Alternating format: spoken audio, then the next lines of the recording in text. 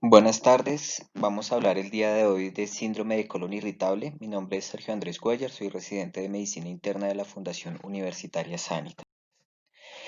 Cuando hablamos del síndrome de colon irritable, hablamos principalmente de un trastorno de tipo funcional que se caracteriza por un dolor y una alteración en el hábito intestinal que usualmente debe tener al menos 3 días por mes en los últimos 3 meses. El diagnóstico es 100% clínico, por lo cual no se emplea ningún tipo de herramienta diagnóstica de forma rutinaria, pero sí dentro del abordaje de otras condiciones que puedan simular los síntomas que presentan los pacientes con colon irritable, pero que hay que tener en cuenta como algunas banderas rojas que ya vamos a hablar de ellos. Es importante mencionar que si bien es una patología que no genera mortalidad, sí es una patología que tiene un alto compromiso en la calidad de vida comparado con otras patologías crónicas. Usualmente vemos que la prevalencia varía entre un 1.1 y un 45%, o sea, hay una alta variabilidad y esto se debe principalmente a que tiene una presentación multinodal en relación con la edad y el género. Se dice que más o menos en los países europeos, en Estados Unidos y China, su prevalencia puede llegar entre un 5 y un 10% y hay un 1 a un 2% por año de los cuales pueden llegar a tener una remisión espontánea. Usualmente el diagnóstico puede llegar a ser en un 12% por el médico general y un 28% por los gastroenterólogos. El pico de la prevalencia, como lo mencioné, es algo multinodal, sin embargo, entre los 20 y los 30 años es donde mayor prevalencia hay de la enfermedad y al parecer tiene una clara relación con el aumento del estrés por ciertas circunstancias sociales. Es por eso que la carga económica para esta enfermedad se estima entre 1.6 y 10 billones de dólares con un alto nivel de porcentaje de incapacidad, llegando casi hasta un 5.6% y una disminución en la productividad laboral hasta de 40 horas semanales. Vemos ahora en esta gráfica cómo por diferentes países se encuentra el índice de prevalencia, siendo muy prevalente en países como lo es en continente como lo es Europa o Norte de América, y pues nosotros en Colombia pues también tenemos una prevalencia bastante alta de la enfermedad. ¿Y eso a qué se debe? Que hay unos factores de riesgo y uno de los más importantes, el género femenino. Se dice que tiene un OR de 1.66 comparado con los hombres. Hay otro grupo de pacientes en el cual puede presentar síndrome de colon irritable posinfeccioso, usualmente después de gastroenteritis bacterianas o virales. La edad, la depresión, pacientes que generan somatización, el estrés, historia de abuso sexual en la infancia, trastornos del sueño o respuesta cognitiva al dolor pueden llegar a generar como un factor de riesgo al síndrome de colon irritable. Vemos que para el diagnóstico del síndrome de colon irritable utilizábamos previamente los criterios de Roma 3, de los cuales simplemente los voy a mencionar porque ya sabemos que están los de Roma 4, pero es importante conocer la historia. Desde el colon irritable se decía que debía haber dolor, disconfort abdominal al menos 3 días al mes en los últimos 3 meses, asociado con dos o más de los siguientes, que mejora con la defecación, que se asocia con una rápida aparición con cambio en la frecuencia de las deposiciones o con cambio en la forma o apariencia de las mismas. Es importante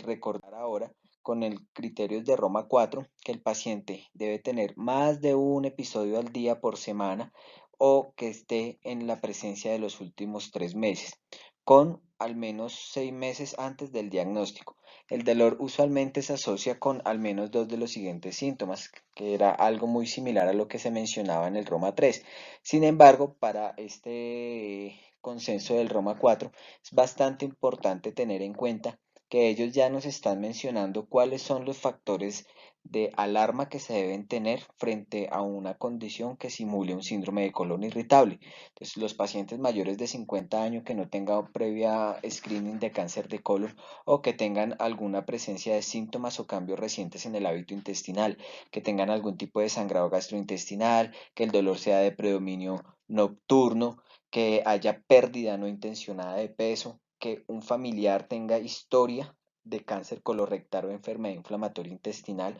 que a la palpación haya una masa abdominal o una linfoadenopatía asociada, evidencia de anemia por déficit de hierro y sangrado en algún test, Eso nos haría alarmar frente a la posibilidad de que no se trate de un síndrome de colon irritable, sino de algún otro tipo de patología a la cual hay que prestar atención. Vemos también como acá la clasificación de Bristol que va de 1 a 7, siendo 1 aquel que tiene un estreñimiento severo con unas heces caprinas, o el 7 que es el paciente que tiene unas heces aguadas literalmente, que no tiene ninguna parte sólida, y usualmente ese es el paciente que puede cursar con alguna de estas variaciones. ¿Por qué es importante eso? Porque dentro del colon irritable podemos ver que hay un grupo de pacientes que presentan principalmente estreñimiento y otros que presentan principalmente diarrea. Y eso depende mucho de la clasificación de Bristol y el porcentaje que se presente. Dice que cuando hay más de un 25% de las heces entre Bristol 1 2 o de 1 a 6 o de 6 a 7, y asimismo nosotros vamos a poder clasificar en qué tipo de fenotipo tiene el paciente. ¿Cómo lo podemos clasificar? Como lo habíamos mencionado, el que tiene principalmente constipación, que son heces duras más del 25% de las veces, el que cursa con síndrome de colon irritable con diarrea, que es el que tiene un 25% de las veces con consistencias por encima de 5, o un mixto, que un 25% presenta deposiciones duras, o sea, Bristol 1, 2, máximo 3, y el otro 25% son 5, 6, 7. ¿Cómo hace uno el diagnóstico? Como en todo diagnóstico en medicina, primero una historia clínica. Se debe descartar primero condiciones que puedan ser signos de alarma para mi paciente. Una vez descartado este escenario, debemos evaluar causas en el examen físico que no me expliquen el dolor, como la presencia de una masa, como la presencia de circulación colateral, que haya signos de anemia. Todo esto nos va a alterar. Entonces, cuando hemos descartado esas condiciones, y el paciente cursa con dolor crónico, con síntomas asociados a constipación, diarrea o ambas, que hay distensión abdominal, que ya se ha descartado algún tipo de signo de alarma, que en el examen físico es completamente normal y no hay laboratorios clínicos o estudios avanzados que nos hablen de que hay alguna anormalidad estructural, podemos considerar para ese momento hacer un diagnóstico de síndrome de colon irritable. Para algunos es importante siempre hacer algunos testes adicionales como son enfermedad celíaca, con la otra es hacer niveles de calprotectina, y si no, evaluar la posibilidad de que mi paciente pues ya se pueda iniciar un tratamiento terapéutico. ¿Qué patologías podemos encontrar relacionadas? La depresión, la ansiedad, trastornos de alimentación, los pacientes con prostatitis crónica, con dolor pélvico crónico, los pacientes que tienen disfagia funcional, dispepsia funcional, náuseas. Todo eso puede conllevar a que mi paciente tenga mayor asociación con síndrome de colon irritable. Vemos también cómo desde el punto de vista fisiopatológico, si bien no hay un entendimiento claro de la enfermedad, se dice que hay unos factores de tipo genético y psicosociales, y a su vez que hay un aumento en el sistema autónomo, principalmente en el eje hipotálamo hipófisis adrenal, que va a llevar a una inflamación. Esos factores genéticos van a conllevar a que, junto con factores ambientales, conlleve a que haya unos cambios en las uniones de las células intestinales, haciendo que haya una mayor permeabilidad intestinal, y eso puede generar edema e inflamación local, y esa lleva a un aumento de células inflamatorias como lo son los mastocitos y los eosinófilos, y a lo largo del tiempo empiezan a haber ya cambios estructurales en las vísceras, pero son mínimos, casi que histológicos, y eso va a hacer que haya una alteración de la función neuromuscular, conllevando así a que haya un desarrollamiento de los síntomas de colon irritable. Además, se dice que alteraciones del sistema nervioso central por la ansiedad, el estrés, puede conllevar a alteraciones del intestino, de alteraciones de la microbiota intestinal, ocasionando empeoramiento de esos cambios celulares que se presentan a nivel intestinal. También se habla acerca de las infecciones y la inflamación y algunos antígenos en los alimentos que pueden llegar también a esa alteración de las células intestinales, la microbiota intestinal, y con ende pues todo el proceso inflamatorio que podemos ver nosotros. Entonces vemos acá en esta gráfica cómo se encuentran los pacientes que empiezan a tener algún tipo de inflamación aguda o crónica, infecciones, alteraciones en los canales de iones o alteraciones mediadas por alimentos, que va a conllevar principalmente a que se genere unos cambios en las uniones normales de los enterocitos, ocasionando a que haya aumento de la permeabilidad, y con ese aumento de la permeabilidad pues podemos encontrar principalmente un deterioro en la relación que hay con en la relación que tenemos nosotros, haciendo que haya permeabilidad, aumento de los mastocitos de eosinófilos, y esos cambios pues se van a ver principalmente vistos con exceso en la producción de gas intestinal por cambios en la flora del intestino, alterando la motilidad colónica y aumentando la distensión el dolor a nivel abdominal. Vemos cómo juega un papel muy importante las uniones entre los enterocitos. Genera una inflamación a través de mediadores como los CD4 y los CD8 y el complejo mayor de histocompatibilidad. Es por eso que el sistema nervioso central juega un papel importante en la estimulación de mastocitos, que va a conllevar a que haya toda una cascada inflamatoria como lo observamos normalmente nosotros en cualquier proceso de inflamación. Como la microbiota también altera, al haber la microbiota activa y daña todas las células de unión de los enterocitos, y eso hace que a través de las vías viscerales se inflame por el factor de necrosis timolar, aumente la histamina y las proteasas, y eso que siente el paciente un dolor de tipo visceral se debe principalmente a estimulación de los nervios vago y espinal pélvico que se encuentran a ese nivel, generando de esa manera hiperalgesia, hipervigilancia, y eso hace que el estímulo nociceptivo sea mayor. También vemos cómo la microbiota juega un papel fundamental, dado que alteraciones en el número de Clostridium también se puede ver bastante importante en la disbiosis relacionada con el síndrome de colon irritable. Y vemos cómo los pacientes que tienen una hiperalgesia visceral tienen un umbral del dolor mucho más disminuido comparado con los pacientes que no lo tienen. Y eso hace que aumenten las presiones intracolónicas por encima de 40 milímetros de mercurio, puede llevar a que el paciente presente mayor dolor.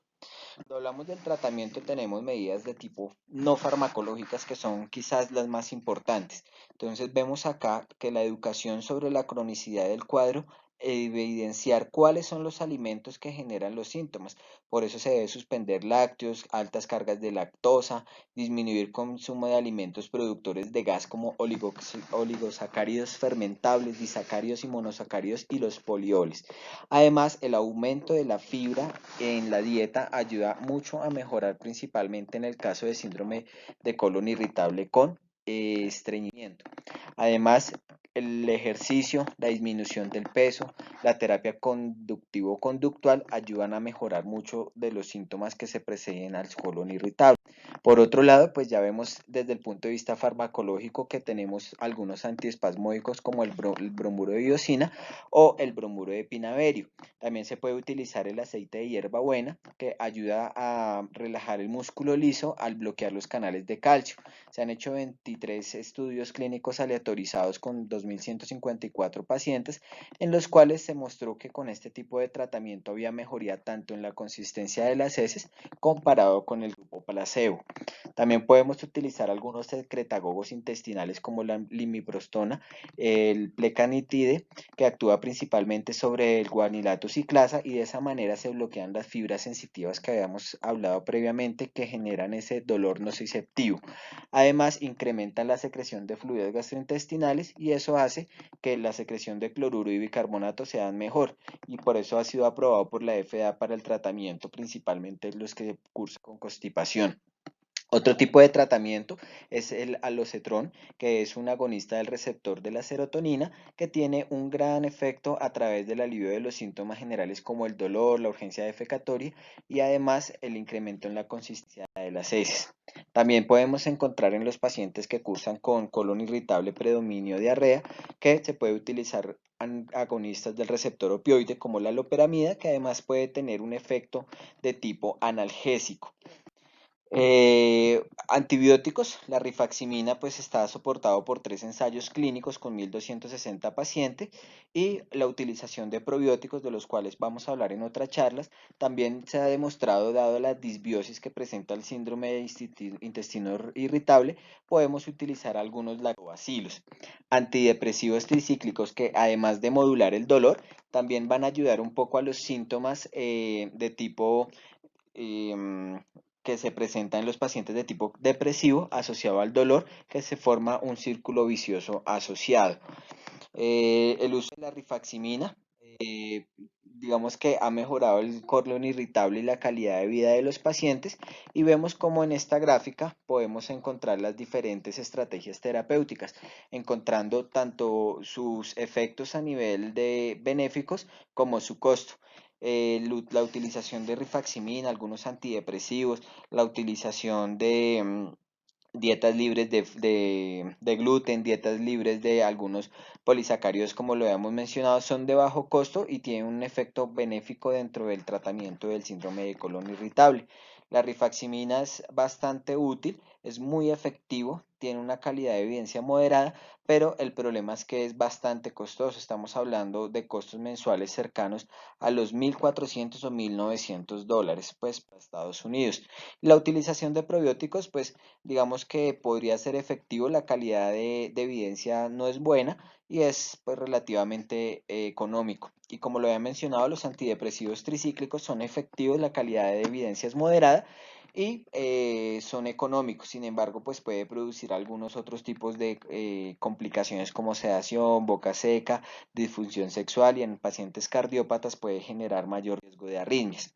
En conclusión, cuando hablamos del síndrome de colon irritable, debemos tener en cuenta principalmente que es una enfermedad muy prevalente, pero es subdiagnosticada. Los pacientes afectados por esta patología usualmente son estigmatizados por el personal médico, dado que pues hay una clara correlación con trastornos afectivos y psiquiátricos, pero es importante no estigmatizarlos, dado que es importante tener un tratamiento holístico de estos pacientes, porque genera una alta carga a nivel emocional, y eso pues conlleva a una mala calidad de vida. Es importante conocer los mecanismos fisiopatológicos de la enfermedad, dado que han abierto un camino para el desarrollo de moléculas específicas, y sabemos que esos procesos inflamatorios, como las infecciones, juegan un papel importante en la severidad de los síntomas y el síndrome de hipersensibilidad visceral, por lo cual el término de desorden funcional debe ser reevaluado, debido a que al menos en algunos subgrupos sí podría llegar a encontrarse alguna causa orgánica plausible. Entonces, recordemos que el síndrome de intestino irritable existe, debemos diagnosticarlo y tratarlo de manera holística. Muchas gracias por su atención.